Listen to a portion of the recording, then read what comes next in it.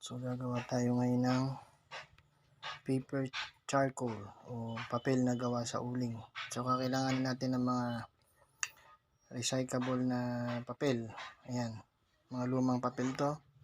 Pupunit-punitin natin yan. Tapos ibababad natin sa tubig for 24 hours.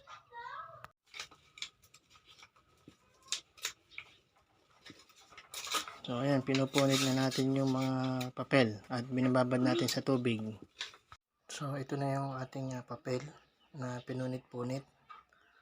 So ibababad natin ito sa loob ng 24 oras. Tsaka natin siya imo-mold. At pag na-mold na natin, papatuyuin natin ito sa araw. So gamit natin yung mga recyclable papers sa mga gamit ng papel. Ito na yung mga papel na binasa natin, binilog na natin, pinatutuyo na ngayon natin sa araw. Pag natuyo, titestingin na natin ito sa lutuan.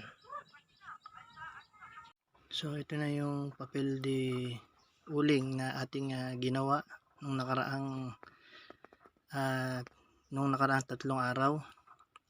So nagtesting na tayo. Effective siya.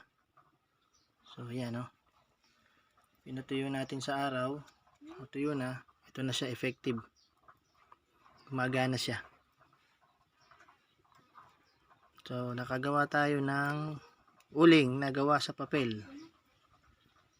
So ayan, nakikita nyo, nasusunog at nagiging uling siya, effective.